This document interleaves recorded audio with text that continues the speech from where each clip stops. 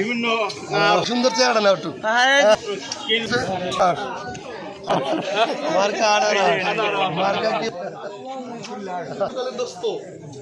Vote আমার পক্ষে হোক, হ্যাঁ, নতুন ভোট আমার পক্ষে হোক, ঠিক আছে? সবাই দোয়া করবেন আল্লাহ পাক যেন আমাদের 29 তারিখে নির্বাচনে আনারসের বিজয় সুনিশ্চিত করে, হ্যাঁ। এবং আমার সেই বিষয়টা কিন্তু আমরা শুনবো।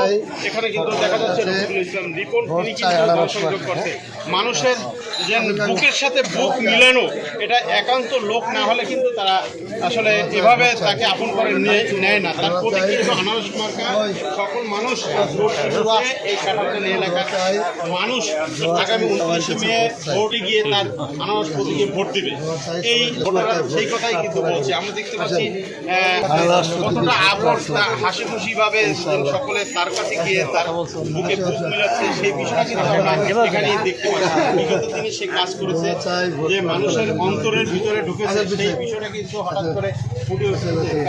দীর্ঘদিন পর্যন্ত এইসব মানুষের সাথে একটু দূরত্ব ছিল। পাথরঘাটা উপজেলা একটি ঐতিহ্যবাহী উপজেলা, বঙ্গোপসাগরের পাশে অবস্থিত, বাংলাদেশের সর্বদক্ষিণের উপজেলা। একদিকে সুন্দরবন আর একদিকে বঙ্গোপসাগর, বিষখালী এবং বলেশ্বর এই অঞ্চলের মধ্যে একটা ইউকাটিংয়ের উপজেলা হলো পাথরঘাটা। এই উপজেলায় আমি 2014 সালে উপজেলা পরিষদের চেয়ারম্যান নির্বাচিত হয়েছিলাম বিপুল ভোটের ব্যবধানে, এবং 2019 পর্যন্ত আমি চেয়ারম্যান ছিলাম। পরবর্তীতে ওই সময় আমি আনারস প্রতীক নিয়ে উপজেলা পরিষদের চেয়ারম্যান হয়েছিলাম, এবং সেই 2014 থেকে 19 পর্যন্ত আমি এই অঞ্চলের মানুষের সেবা করেছি, এই অঞ্চলে উন্নয়ন করেছি, রাস্তাঘাট, ব্রিজ, কালভার্ট, স্কুল, কলেজ, মাদ্রাসা সহ বিভিন্ন সেক্টরে আমি উন্নয়ন করেছি। এবং আমি একটি করেছিলাম যে আমার মহান মুক্তিযুদ্ধে আমার বাবা শহীদ শাহজাহান মিয়া এবং দাদা আব্দুল মালেক মাস্টার মহান মুক্তিযুদ্ধে জীবন দিয়েছে। আমি বাবাকে দেখিনি, আমার দাদাকেও দেখিনি। আমার মা অত্যন্ত কষ্ট করে দেশের মানুষের ভালোবাসা নিয়ে, মানুষের দোয়া নিয়ে আমাকে বড় করেছে। যে আমি যখন বড় হয়েছি, আমি যখন বুঝতে শিখেছি, আমার অঙ্গীকার ছিল যে আমি জনসেবা করব। লেখাপড়া করার পরেই আমি জনসভায় চলে আসি, এবং আমি আমার কাছ থেকে কোনো মানুষ কষ্ট না পাক, কোনো মানুষ দুর্ব্যবহার না পাক, সেটা আমি চেষ্টা করেছি। এবং আনারস প্রতীকে ভোট প্রার্থনা করি, আপনারা সবাই দোয়া করবেন, এবং আগামী 29 তারিখের সবাই ভোট কেন্দ্রে গিয়ে ব্যালট পেপারে আনারস প্রতীকে সিল দিবেন। আপনাদের সকলের কাছে দোয়া প্রার্থনা করি। আসেন,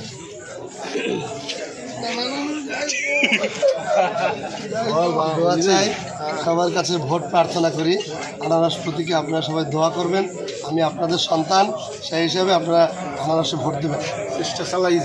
একটু আমরা আপনার সাথে কথা বলবো। হঠাৎ করে অন্ধকারে এসে আপনি এখানে দাঁড়ানোর সাথে সাথে যে এই যে এলাকার মানুষ, এত জনগণ আপনার পাশে এসে দাঁড়িয়েছে আপনার দুটো কথা শোনার জন্য, তো এখানে আপনি তাদের উদ্দেশ্যে এত ভালোবাসাটা কিসের, এবং আগামী 29 মে যে আপনার আনারস মার্কায় ভোট দিবে, তো সেই ভোটের ব্যাপারে আপনি কি বলার আছে? আমার চেয়ারম্যানের আমলে আমি কোনোদিন কোনো মানুষের সাথে দুর্ব্যবহার করিনি, এবং আমার বাসায় যিনি গিয়েছেন, যিনি চেয়ারম্যানের সাথে কাজে গিয়েছে, উপজেলা পরিষদের যে বাসভবনটি সরকারি বাসভবন ছিল, সেই সরকারি বাসভবনে আমি যেভাবেই যাক না কেন, গরিব ধনী বিত্তবান সে যে শ্রেণীর মানুষই হোক, সকলের জন্য উন্মুক্ত ছিল, এবং সকলকে আমি আপ্যায়ন করার চেষ্টা করেছি। আপ্যায়ন না করে আমি কোনো মানুষকে আমি আমার বাসা থেকে আসতে দেইনি। এবং সর্বোপরি কথা হলো যে গরিব মানুষগুলো গেলে তাদের গাড়ি ভাড়া আমি দিয়ে দিতাম। যে মানুষগুলো আমাদের আপনার এই উপজেলা পরিষদে যেত কাজ করতে, তাদের কাজগুলো সুন্দরভাবে আমি সম্পূর্ণ তাদের বাড়িতে পাঠাতাম। এরপরেও আরেকটি কাজ করেছি, যেটা হলো আমি এই যে বড় একটি উপজেলা পাথরঘাটা, 7টি ইউনিয়ন, পৌরসভা 8টি, এই উপজেলা নিয়ে আমার স্বপ্ন ছিল, এবং সেই স্বপ্ন বাস্তবায়ন করতে অনেকটা সক্ষম হয়েছিলাম। 5 বছরে সব তো সম্ভব হয় না, কিন্তু আমার ইচ্ছা ছিল যে প্রতি বছর আমি ঈদের দিনে 2 ঈদ এবং কোরবানির, ঈদুল ফিতর, ঈদুল আজহা এবং পয়লা বৈশাখ, 16 ডিসেম্বর, 26শে মার্চ, এই প্রোগ্রামগুলোতে আমি হাজার হাজার মানুষ নিয়ে একাত্রে ডাল ভাত খেতাম, একাত্রে বিরিয়ানি খেতাম। এই যে আনন্দ, এই যে মানুষের মুখে হাসি, সেটা আমি এখনও দেখতে পাই। মানুষ এখনও বলেন যে চেয়ারম্যান আমাদের ছিলেন, সে অত্যন্ত ভালো মানুষ ছিলেন, এবং সেই ভালোবাসা এখনও আমার জনগণের মধ্যে আছে। কিন্তু একটি বিষয় হলো 2019 সালে আমি যখন জাতীয় প্রতীক চলে আসলো, নৌকা, ধানের শীষ, আপনার এই মিনার টিনার এগুলো যখন চলে আসছে, তখন আমি ওইখানে নমিনেশন না পাওয়ার কারণে আমি আর নির্বাচনে যাইনি। আর নির্বাচন না করার এবছর যখন প্রতীক তুলে দিয়েছে যে জাতীয় প্রতীক থাকবে না, যে স্থানীয় যে প্রতীক পাবেন সেই খোলা করে দিয়েছেন, সেই সাদামাটা যখন ইলেকশন একটি মানে পিসফুল ইলেকশন, অর্থাৎ মানে আপনার যে যেখান থেকে দাঁড়াতে পারে, যে যে মার্কা নিয়ে দাঁড়াবে, জনগণ নির্বিঘ্নে ভোট দেবে, দলীয় ইয়েটা নাই। সে কারণে আমি এবছর আবার এই নির্বাচনে আমি আওয়ামী লীগ করি, আওয়ামী লীগের উপজেলা আওয়ামী লীগের যুগ্ম সাধারণ সম্পাদক, আমি ছাত্র জীবনে ছাত্র রাজনীতি করেছি, কিন্তু আমি তখন চিন্তা করলাম যে এই নির্বাচনটি আমি করি এবং সেই নির্বাচনে আমি পরবর্তী মনোনয়নপত্র সাবমিট করেছি, বাছাই হয়েছে। এরপরে আমি প্রতীক, আমার যে পূর্বের কাজ যে প্রতীকে আমি নির্বাচিত হয়েছি সেই আনারস আমার লটারিতে আমি পেয়েছি। এর জন্য আমার অঞ্চলের মানুষ আরও বেশি খুশি যে আমাদের পুরানো আনারস আবার ফিরে পেয়েছি। এর জন্য মানুষ বলে আমাদের চেয়ারম্যান আমাদের প্রাণের মানুষ, তাকে আমরা ভোট দিয়ে আবার পুনরায় এই উপজেলার চেয়ারম্যান নির্বাচিত করব।